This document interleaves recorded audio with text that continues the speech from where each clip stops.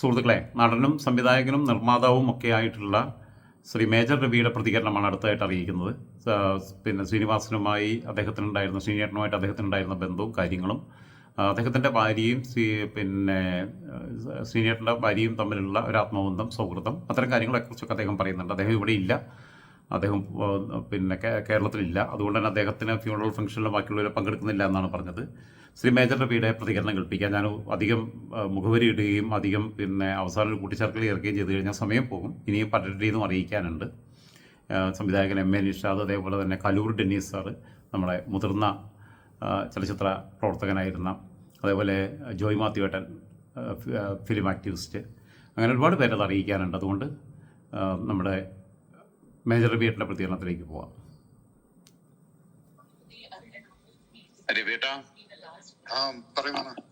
പിന്നെ എന്തായിരുന്നാലും ഇന്നത്തെ രാവിലെ വലിയ സുഖമുള്ള ഒരു വാർത്ത കേട്ടിട്ടല്ല ഇരിക്കണമെന്നറിയാം. സീനിയറിന്റെ മരണവുമായിട്ട് ബന്ധപ്പെട്ട് രവിയേട്ടന്റെ ഒരു പ്രതികരണം അറിയാൻ വേണ്ടി വിളിച്ച. എനിക്ക് ഞാനൊന്ന് മലയാള സിനിമയിൽ വന്നിട്ടുണ്ടെങ്കിൽ അതിന്റെ ഒരു തുടക്കം ആ ഒരു മാർച്ച് 13 കാലത്ത് 10:30 മണിക്ക് ഫോർട്ട് ബ്ലെയർ എയർപോർട്ടിൽ വെച്ചിട്ട് ശ്രീനിയേട്ടനെ യാത്രയാക്കാൻ മുന്നിലും സുരേഷ് ബാലാജിയിൽ നിന്നും അങ്ങനെ ശ്രീനിയേട്ടനെ കണ്ട് കുറെ നേരം സംസാരിച്ചു. ഏത് വർഷം? ഇത് 1994-ലായിരുന്നു, ഫോർട്ട് ബ്ലെയറില് അന്ന് തുടങ്ങിയിട്ടുള്ളത്. അത് കഴിഞ്ഞിട്ട് ആൻഡമാനില്. അത് കഴിഞ്ഞ് പിന്നെ ഞാൻ പട്ടാളൊക്കെ വിട്ടതിന് ശേഷം ഒരുമിച്ച് റെയിൽ നഗറില് ശ്രീനേട്ടന്റെ വീടിന്റെ ഫ്ലാറ്റിന്റെ മുകളിലും ഞാൻ ഗ്രൗണ്ട് ഫ്ലോറിലുമായിട്ട് അങ്ങനെ ജീവിച്ചിട്ടുണ്ട്. അന്നൊക്കെ ഞങ്ങൾ ഒരു ഫാമിലി പോലെയായിരുന്നു. അന്ന് ഈ ധ്യാനം വിനീതും ഒക്കെ പഠിക്കുന്ന സമയം. അങ്ങനെ അത്രയും ക്ലോസ്ലി ആയിട്ടുള്ള ഒരു 1.5 വർഷം ശ്രീനേട്ടൻ വരുന്ന സമയത്തൊക്കെയുള്ള ഒരു ആഘോഷങ്ങളുണ്ടായിരുന്നു. എന്നും ചാപ്പാടും കഴിക്കുന്ന എല്ലാം വീട്ടിൽ തന്നെയായിരുന്നു. അത് കഴിഞ്ഞ് പിന്നെ ശ്രീനേട്ടന്റെ പടങ്ങളെല്ലാം കണ്ട് ഇങ്ങനെയൊക്കെ വളർന്നിട്ടുള്ള ഒരു ഇത്.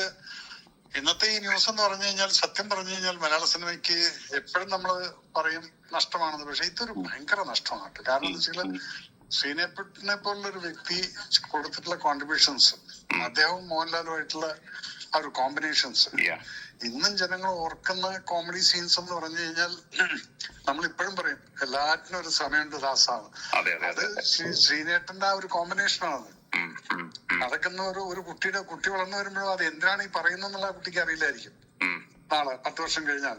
പക്ഷെ ആ ഒരു ഫ്രേസ് അവിടെ വന്നതൊക്കെ ശ്രീനേട്ടന്റെ കലയിൽ നിന്നും തലയിൽ നിന്നും വന്നിട്ടുള്ള കലകളാണത്. ആ വാക്കുകളും കാര്യങ്ങളൊക്കെ കുറെ കാര്യങ്ങൾ എന്തെന്നായാലും ശരി.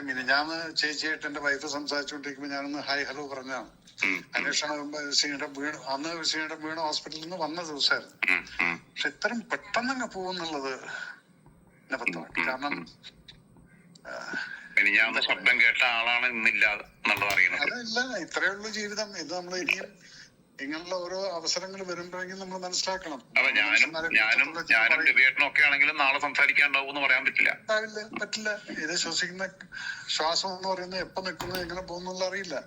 പക്ഷെ ഇന്നും മനുഷ്യൻ വിദ്വേഷത്തിന്റെ ഒരു ലോകത്ത് നിൽക്കുന്ന സമയത്ത് അതൊക്കെ ഒരു പാഠമാണ്. കാരണം മെനിഞ്ഞാന്ന് ഒരിക്കലും വിചാരിക്കാത്ത സംഭവങ്ങളൊക്കെയാണ്. ഇന്നിപ്പോ ഞങ്ങൾക്ക് കാലത്ത് ഈ ന്യൂസ് കേട്ടപ്പോ, ഞാനിപ്പോ ബോംബെയിലാണ്.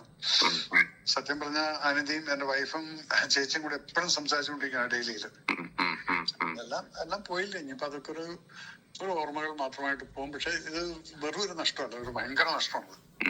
അല്ല, അതേ ഹ്യൂമർ സെൻസ് ഒക്കെ ഉള്ള, അത് കൈകാര്യം ചെയ്യാൻ പറ്റുന്ന 2 മക്കളെ സൊസൈറ്റിക്ക് കോൺട്രിബ്യൂട്ട് ചെയ്തിട്ടുണ്ട്, ഒരു സംശയമില്ല. പക്ഷേ അച്ഛൻ എന്തായാലും അച്ഛനല്ലേ രാജ, അത് മറക്കരുത്. ബിക്കോസ് അതൊക്കെ ഒരു ജീവിതത്തിൽ നമുക്ക് ആ ഒരു തലമൂത്തപ്പൻ എന്നുള്ളത് അവിടുന്ന് പോകുന്ന സമയത്ത് നമുക്ക് അറിയുള്ളൂ. ഞാൻ പണ്ടൊരു സിനിമയിൽ ഡയലോഗ് എഴുതിയിട്ടുണ്ടായിരുന്നു. വയസ്സായിട്ട് മുത്തച്ഛന്മാരായിട്ട് വീടിന്റെ ചാരുകസയിൽ ഇങ്ങനെ കിടന്നാ മതി. അവർക്ക് എഴുന്നേക്കാനൊന്നും പറ്റില്ലായിരിക്കും. പക്ഷെ ഇങ്ങനെ കിടക്കുന്ന കണ്ടു കഴിഞ്ഞാൽ പടിക്ക് കൂടെ പോകുന്നവർ ആരും അങ്ങോട്ട് നോക്കില്ല. ധൈര്യമായിട്ട് പെൺകുട്ടികൾക്ക് വളർന്നു വരാൻ സാധിക്കും.